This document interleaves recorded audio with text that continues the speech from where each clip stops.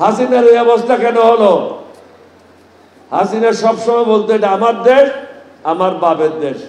18 কোটি মানুষ তার সামনে কোনো বিষয় ছিল না, জনগণের উপর আস্থা ছিল না।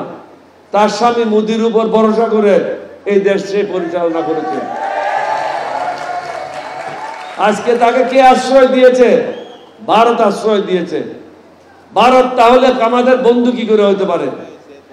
যারা বাংলাদেশের 18 কোটি মানুষকে লুণ্ঠন করেছে, বাংলাদেশের মানুষকে ভিক্ষুকে পরিণত করেছে, দেশটাতে আইনের শাসন নাই, ন্যায় বিচার নাই, লুটপাটের দেশ হিসেবে পরিণত করেছে। কয়েকদিন আগে আপনারা দেখেছেন এয়ারপোর্টে আগুন, 3 দিনে অন্তত 10টা জায়গায় আগুন। এগুলি কে করেছে? রয়ের প্ররোচনায় হাসিনা যে লোটা বাহিনী বাংলাদেশের বিভিন্ন সংস্থায় আছে তাদের মাধ্যমে এই কর্মকাণ্ডগুলি হচ্ছে। কারণ প্রধান উপদেষ্টা এবং তার ইন্টেলিজেন্স এজেন্সিগুলির মধ্যে কোনো সমন্বয় নাই। ইন্টেলিজেন্স এজেন্সিগুলিকে দায়িত্ব সঠিকভাবে দিতে হবে। ডিজিএফআই কি কাজ করে তাকে এটা ডিফাইন করে দিতে হবে। আমরা যখন সর্বপ্রথম প্রেস কনফারেন্স করি বাংলাদেশে, তখন অন্য কোনো রাজনৈতিক দল করে নাই। সেটা হলো 8ই আগস্ট। আমরা জানতাম না সরকার গঠন হবে ওই দিন। 2 দিন আগেই আমরা এটা ঠিক করেছিলাম।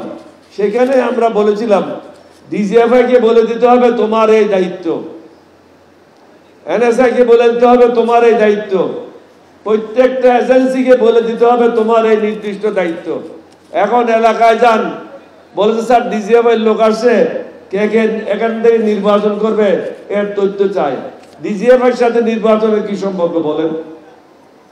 কেউ বলে এনএসআই প্রতিনিধি আসছি, এখান থেকে কে কে নির্বাচন করবে তথ্য দেন। কেউ বলতেছে আমি এসবির প্রতিনিধি, আমাকে তথ্য দেন। এটা কিভাবে হবে আমাকে বলেন? সমন্বয় কোথায়? প্রধান উপদেষ্টার কাছে জিজ্ঞাসা করে সমন্বয় কোথায়?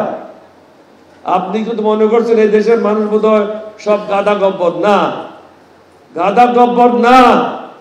এই দেশের মানুষ অস্ত্র ধরে এই দেশ স্বাধীন করেছিল বিধায় আপনি আজকে প্রধান উপদেষ্টা হয়েছেন।